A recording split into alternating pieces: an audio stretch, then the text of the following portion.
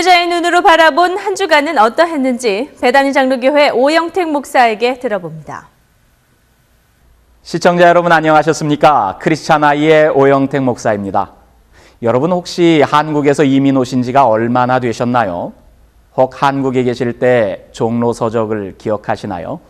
90년대 초반까지만 해도 젊은이들의 만남의 광장처럼 이용되었던 한국의 대표적인 서점이자 기독교 계통의 출판사였지요. 많은 사람들로부터 사랑받고 애용되던 서점이었는데 지금은 사라졌습니다.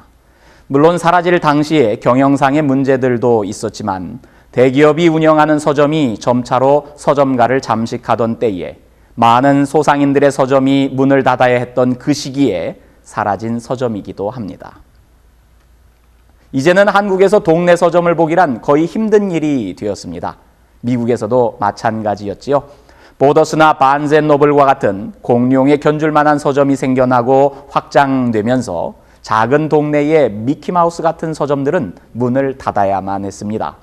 그런데 아마존과 같은 온라인 상점들로 인해 이제는 그 공룡 같았던 서점들도 이미 문을 닫기도 했고 더 작은 소규모의 서점들은 생존을 위해 치열한 투쟁을 감당하고 있습니다.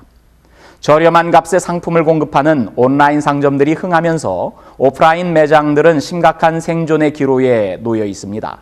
미국 서점연합회에 따르면 지난 1995년에 가입된 서점 멤버가 5천여 가맹점이었던 것에 비해 현재는 1971개의 가맹점으로 줄었다고 합니다. 더욱이 전자책과 태블릿이 흥행하면서 서점가들은 더 큰 어려움을 겪고 있지요. 그런데 지난주 비즈니스 윅지는 온라인과 오프라인 서점의 상생에 관한 흥미로운 기사를 다루었습니다. 지난 3월 아마존이 인수한 굿리즈와 같은 온라인 상점들의 한계를 언급했는데요. 오프라인 매장이 있는 지역 서점들처럼 진열된 책을 이리저리 살펴보며 마음에 드는 책을 골라 사는 것과 같은 매출을 기대할 수 없을 것이라며 온라인 서점의 성장은 오프라인 매장을 운영하는 지역 서점들 덕분이라는 기사를 냈습니다. 최근 살론닷컴에 쓴 글에서 에반 휴즈는 만약 지금처럼 많은 소규모 서점들이 문을 닫게 된다면 출판업계가 피해를 보게 되고 아마존의 책 판매 역시 궁극적으로는 어려움을 겪게 될 것이라고 주장했습니다. 휴즈는 그래서 코덱스 그룹이 실시한 설문조사를 인용했는데요. 책 판매의 60%는 온라인에서 이루어졌지만 책을 구매한 사람들이 그 책을 온라인에서 처음 발견한 비율은 17%밖에 되지 않았답니다. 특히 아마존과 같은 인터넷 책 판매 사이트에서 소비자들이 책을 처음 발견한 비율은 6%대로 굉장히 낮았다고 하네요. 아마존에서 구입하는 책을 대부분의 고객들이 처음 발견한 곳은 지역의 서점이었답니다.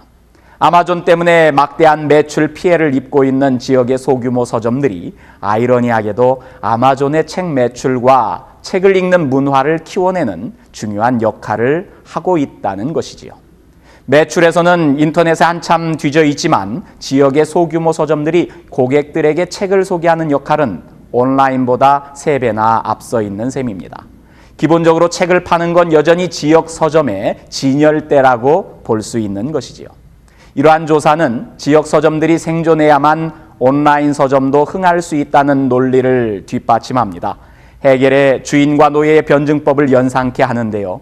서로가 생존을 위해 싸움을 하기는 하지만 주인도 살고 노예도 살기 위해서는 상대를 아예 없애서는 안 된다는 것을 가르쳐 줍니다. 윈윈의 상생 전략이 요구됨을 보여줍니다. 이와 관련해서 비즈니스 윅지는 지역 서점의 역할을 단순한 도서 매출을 위한 것에서 도서를 소개하고 온라인상에서 구매할 수 있도록 연계하는 역할로의 재조정을 제시하기도 했습니다. 인터넷과 온라인 미디어의 발달로 이 시대는 참 많은 변화를 보여줍니다.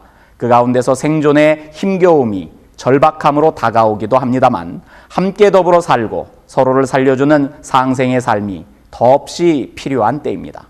상생을 염두에 둘 때 풍요로움을 만끽하는 미국에 살면서 잊지 말고 돌아보아야 할 곳이 제3세계입니다. 지난주 이코노미스트에서는 라틴 아메리카 국가들의 비만과의 전쟁을 소개했습니다. 세계에서 탄산음료 소비량이 가장 많은 나라, 멕시코. 패스트푸드 체인점이 가장 성행하는 나라, 페루. 과일을 비롯한 농수산물의 대표적인 수출국인데도 국민들은 먹을거리의 절반 이상을 가공식품으로 때우는 나라, 칠레. 나라마다 사정은 조금씩 달라도 라틴 아메리카와 카리브해 연안국들의 허리치수는 눈에 띄게 빠른 속도로 커지고 있는데요. 라틴 아메리카 사람들의 건강을 위협하는 건 더 이상 굶주림이 아니라 비만이라고 합니다. 비만 때문에 생기는 고혈압, 당뇨, 암 등 성인병으로 인한 사망자도 늘어나고 그만큼 의료비 지출도 높아졌습니다. 멕시코에서 당뇨로 숨지는 사람은 연간 7만 명, 2008년 670억 페소였던 비만으로 인한 의료 비용은 2017년이면 2배로 늘어날 전망이랍니다. 우리 자녀들에게서 멀어진 탄산음료와 가공식품들이지만 중남미에서는 좋지 않은 가공식품들과의 전쟁이 한창입니다. 상생을 생각할 때 미국뿐 아니라 다른 국가 국민들의 건강 또한 염두에 두어야 할 것입니다. 글로벌 시대의 멕시코, 페루와 같은 남미가 더 이상 남이 아닌 우리이며 건강한 인류를 이루는 동반자임을 다시 한번 생각해 봅니다. 그럼 시청자 여러분, 다음 주 이 시간에 다시 뵙겠습니다. 그때까지 안녕히 계십시오.